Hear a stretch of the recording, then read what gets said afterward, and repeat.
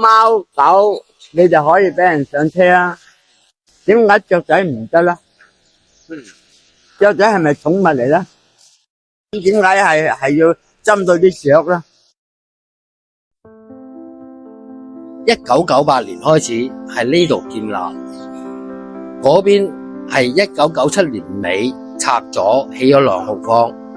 到咗1998年，跟住搬咗過嚟呢度。呢度有幾十年歷史，呢一個位置都有20年啦，差唔多。呢度就好似集古村咁咯，變咗個氣氛冇咁好，同埋交通唔方便。以前嗰個年代咧，就百花齊放，旺好多人，變得會好生意。而家唔係咁好生意噶啦，好差噶啦。我爸爸嗰代開始做噶啦，40年到啦。因為興趣咯，同埋我爸爸留嚟俾我噶嘛，係咪先？你盡量做得好啲咯，就係咁咯。每日要搞衛生啦，幫佢哋做晒清潔，俾嘢佢哋食啦。因為養動物咧，最緊要乾淨，你處理得好，人哋先會買嘅。如果你搞得唔靚，你賣俾人哋咧，你都冇責任啦，係咪先？你要對自己負責任先，首先，因為你中意呢行，你就會做好啲俾人哋，所以我先有興趣做呢行。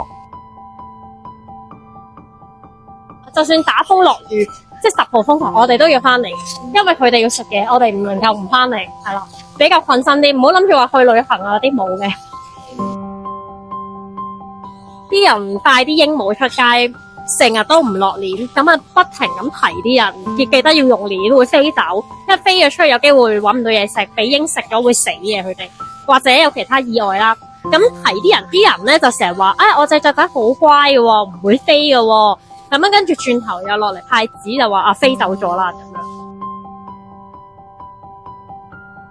樣。我想問下文雀係點樣樣？咩雀仔？嗱，文雀咧同母雀點分別啊？文雀真係叫唱歌嘅雀仔，即係唔係扒手嗰啲文雀啊，即係唱歌嘅雀仔咧就好多類嘅，相思石燕啊、黑白黃土啊、嗰啲高髻官啊，都係叫唱，即係叫文雀唱嘅啫。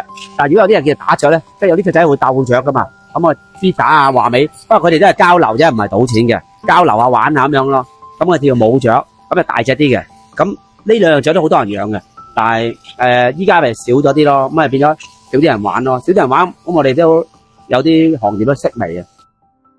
一有禽流感之後咧，啲人就驚啦，個個好怕，驚雀仔惹到佢，其實唔會嘅，唔會雀仔傳人嘅。咁有一段時間少咗人玩咯，同埋我哋疫情啊。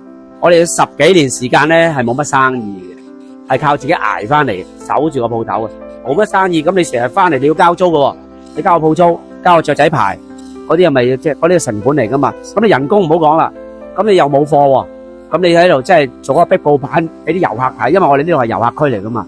咁變咗我哋即係其實幫咗個社會一個景點嚟嘅，但係政府冇乜點幫助翻我哋，係啦。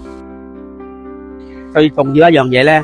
就係佢冇一個叫做薪火相傳，同埋一個個牌啊，佢用街市個牌照嚟制度啊，唔同雀仔嘅牌照。因為我哋呢啲如果斷咗咧，啲人唔識噶啦嘛，明唔明啊？佢唔同街市，你唔做菜檔，遲啲有人租，一樣賣菜啫嘛，唔使有咩好重嘅經驗。雀仔唔同啊嘛，你有個經驗講落去噶嘛，冇得薪火相傳啊。你可以上網睇下嘅，佢就當街市個牌嚟咁處理。你俾最多俾你個仔，你個仔或者一係俾你太太啦，如果有太太就。太太俾你仔俾一次嘅啫，咁俾一次，咁嗰個太太就冇噶啦，咁點樣薪火相傳啊？即係呢啲咧係一種一代傳一代嗰啲知識啊，同埋啲經驗啊，教翻你俾啲人玩雀噶嘛。你斷咗就冇噶啦嘛。但係佢個牌照冇改過，都係照舊嗰啲街市牌檔咁樣，所以就冇咯，係啊。嗱，我哋點解咁講啦？台叔佢收咗8個徒弟，佢80幾歲啦。咁嗰啲徒弟全部做各行各業嘅喎，佢唔係靠呢行揾食嘅喎，佢係有興趣想整籠咁學。咁你要薪火相傳，財叔佢俾個太太，太太應該俾翻佢，再俾個仔，唔係淨係俾佢太太之後就冇咯，冇咁就叫佢只係傳一次啊。但係呢個例咧就唔啱咯，你應該要改，係啦。咁你視乎行業啦，當然就你賣菜啲唔使改，或者你隨時可以投到啊嘛。但係呢啲唔同啊嘛，你斷咗人哋冇心機就做翻噶啦嘛，我覺得啱唔啱啊？斷咗冇心機就做翻噶嘛。所以呢樣一定要改，嗰個例。我嗰陣時第一次玩鸚鵡咧，養鸚鵡同佢哋互動咧，我係多次受傷，跟住咧就同佢哋建立咗一個彼此間嘅信任咯。可以喺屋企或者出街係直頭開咗籠或者唔綁住繩，都會可以飛埋同埋過嚟咯。但係因為可能天氣同埋食物嘅關係，佢哋係壽命係短啲嘅。因為嗰陣時我養嗰隻啱啱開始養嘅鸚鵡咧，係養咗5年到就死咗啦。係唔知身體問題啊，定係環境同埋或者我唔適合養，咁咪死咗啦。之後我就去不斷去研究，不斷去睇學習。我至到依時依刻，我都係學習咁養呢啲咁嘅文雀啊，同埋鸚鵡，所有動物嘅我都會聽人意見，聽佢學。 2年前同而家都爭好遠，2年前反而仲多人養雀仔，因為近呢2年真係好多客同我哋講唔養啦、移民啦咁樣，但係有啲就搬咗返大陸住啦咁樣，係少人養雀仔嘅，係真嘅。因為而家好多人咧，就係因為冇車搭咧，就係唔會帶啲雀仔出街嘅。即係你係始終咧，就好似養狗咁樣，佢哋又可以帶啲狗、貓狗都可以搭車，但係點解雀仔唔可以咧？係咪啊？即係好似而家我咁，我就唔可以抽籠雀出街噶啦，出去樓下公園喎，有幾多個陪你玩咧？係咪啊？因為以前嘅年代咧就冇嗰個交通冇咁犀利噶嘛，我即係唔會話一上車趕你落翻去噶嘛。以前係俾你上車嗰啲，將你包住就得噶啦。但係而家唔俾啊。譬如好似簡單啲，我喺黃大仙住，咁我要帶啲雀出嚟。以前就可以搭地鐵、搭巴士，你唔盡量應付係乜都得，但係而家就乜都唔得。有幾多錢搭的士啊？幾廿歲，咁咪即係冇得玩咯。係咁我哋個行業咪衰咗咯。咁咪政府嘅問題咯呢個，因為你起得呢度，你係想呢個延續呢個雀鳥花園噶嘛，延續呢個行業噶嘛。呢啲已經係一個式微嘅行業，如果你唔再幫助，好多嘢香港逐漸消失噶啦。但係而家貓狗都得啦搭車，咁啊雀鳥佢又唔講喎，因為雀鳥都係俾你哋政府嚟規範認可噶嘛，同埋俾你監管噶嘛。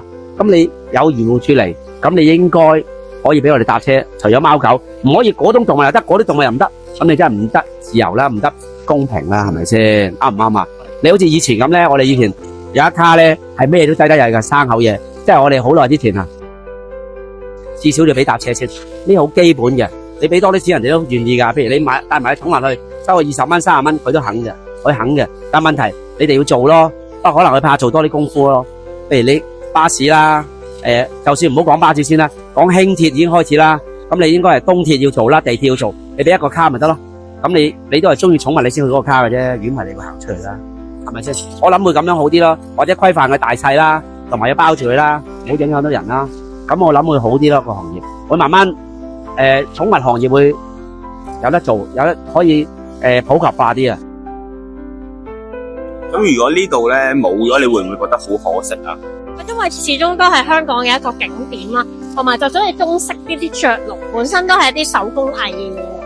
咁越嚟越少人養呢啲，咁咧到時就沒落咗啦，冇啦，咁係真係可惜嘅，我覺得。好多人你唔玩嗰啲都嚟睇下，都知道啊，即係了解到實香港嘅環境啊。呢啲地方一沉咗落去咧，即係香港都係唔係幾好噶啦，即係香港嗰個市道都唔係好好噶啦。其實最主要都係政府要支持我哋，幫助我哋先有用。係啊，好大嘅問題，好緊要啊！希望政府做多啲嘢啦，做多啲嘢啦，希望靠你哋啲後生仔發聲。